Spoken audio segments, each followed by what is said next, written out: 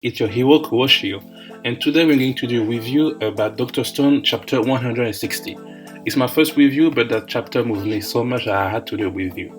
What's interesting about this chapter is that we start off already with seeing Senku being shot. I really couldn't believe it. At first I thought that it was all the components he had in his bag and he was just pretending to be shot, but after we just saw that he was shot. But hopefully his improved bulletproof vest helped him to not get deadly injured.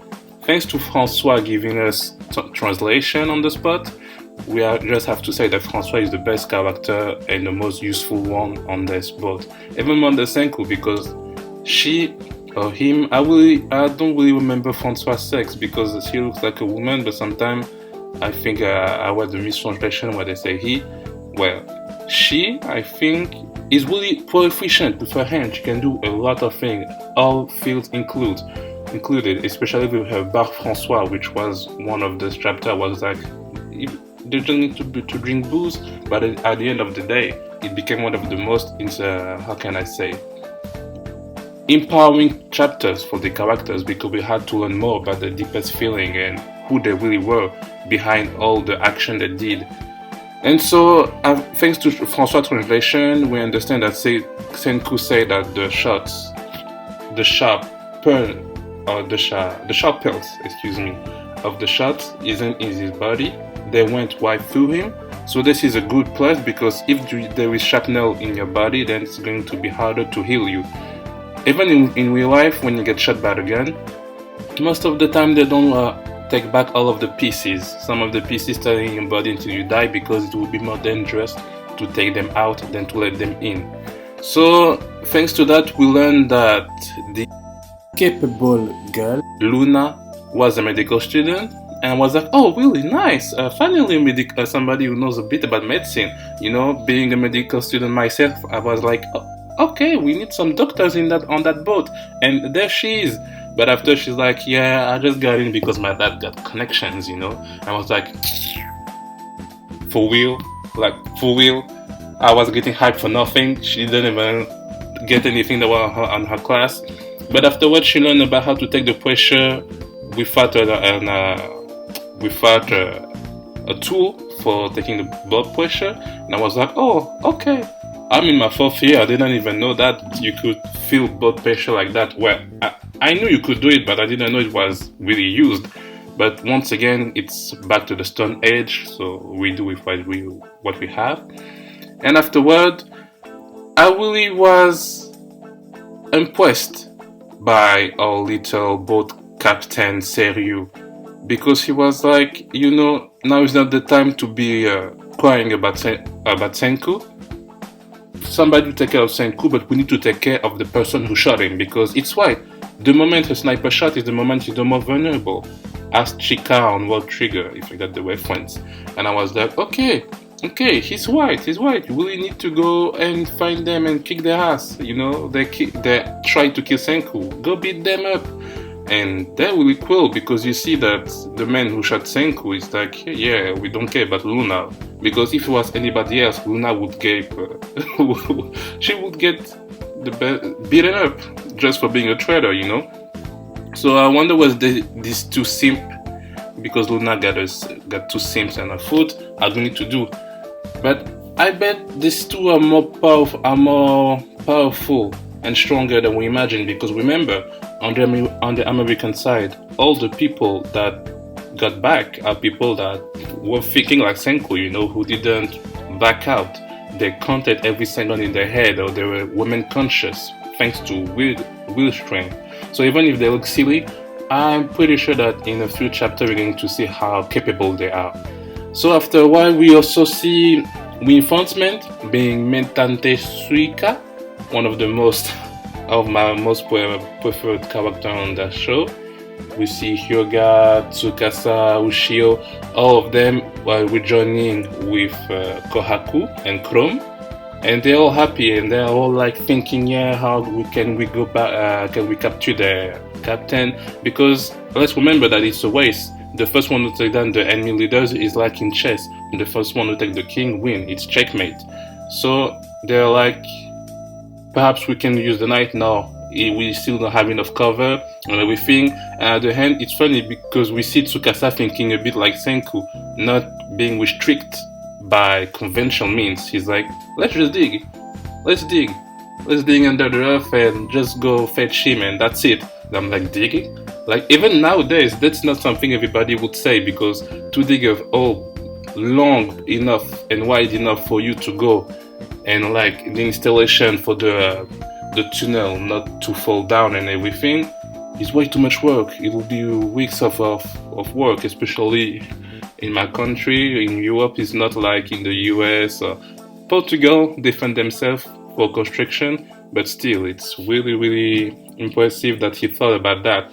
And just as they were hyping themselves up to catch Dr. Xeno, they got a code, because I found it really interesting, that code with the different Japanese text, Japanese syllables. I never learned about that. I didn't know that existed, and it's really convenient. And then learned that Senku was shot, and I was like, yeah, Haku's going to go ham, she's going to get back, and trying to find the one who shot Senku and wake them up. But we just saw pure shock on their faces, And what really surprised me is that they relayed a message from Senku that we didn't hear beforehand, and he was just saying Krum. Well, how they say Kurome. And I was like, damn, Senku, why do you hit me in the face like that? Chrome is... I have a lot of favorite characters in the show, because all characters are so well written. I think they all serve a purpose, but also they're so human, all of them almost had a moment of fear or hesitation, of philosophy, when facing yourself to the others, like facing yourself to Tsukasa, or Chrome facing himself with Senku, seeing how weak you are, but also taking inspiration in that, like, okay, I'm just a content server, I'm just making party tricks, but now I saw what's real science, and I'm going to learn how to get even better than Senku, That's what I love about Chrome. I remember back then when he was going to the mines, or to get the sulfur. Each time he was doing something dangerous, Senku was like trying to put Chrome off, I can do that myself, you're important too, and yeah, just stay here because you will be useful if something bad happened to me. And then Chrome was like, no, hell no, I'm coming with you, because on the day if you need somebody's help, a scientist's help, you only got me, it's like, I got you, Senku, I got you. And so I really like Chrome because he got guts. Even more than Senku most of the time, because he doesn't have all the knowledge Senku's had, but he still have the drive to learn. And even if he doesn't have the biggest basis, he has the most drive to go forward and learn about science. So when we saw that beautiful shot of Chrome being so determined, like his look in his eyes, his whole body expression changed. It's like he grew 5 years in a second.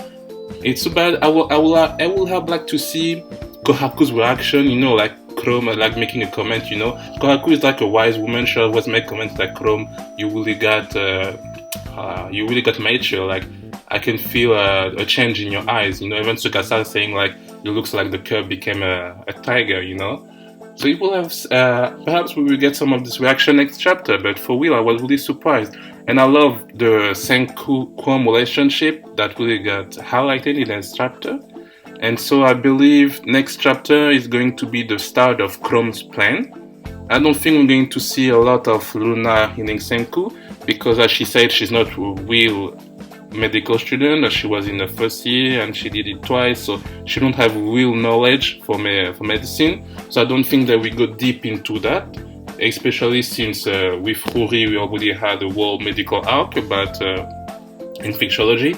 So I think that was more than enough. But I think there is never enough medicine, because in the stone world you will always need medicine to strive and be better, because each time you move, even in the boat, there are all different kind of sickness. and you need to prevent them, to heal them, and this is a side Dr. Stone really don't go deep into, which I understand because it's really complicated and they already have a nice plot like that. So yeah, I really hope that next chapter we're going to see more of Chrome's plan to catch Dr. Xeno, how they're going to make that big Megazord dying Machina. I hope it's not a Deus Ex Machina, but still. So yes, let's see each other next week for a new review. I'm going to do also reaction videos for my channel. I'm going to react to anime mostly, no TV shows because I've seen almost all of them. If you have recommendations, put them down in the comments. Be sure to leave a like, subscribe. I also do video games. I just had a new Twitch channel. If you're interested, I can put it in the bio down below. I play Apex, Smite, Persona 5 Royal. I just finished it, so that's too bad. But I mainly play Dragon Ball FighterZ. So if you're interested, tell me down below. And that's it. Have a good night. Stay safe. Be sure to wear your mask if you're in COVID, in a country with a lot of COVID cases. Bye. It's a hero, Kuroshio.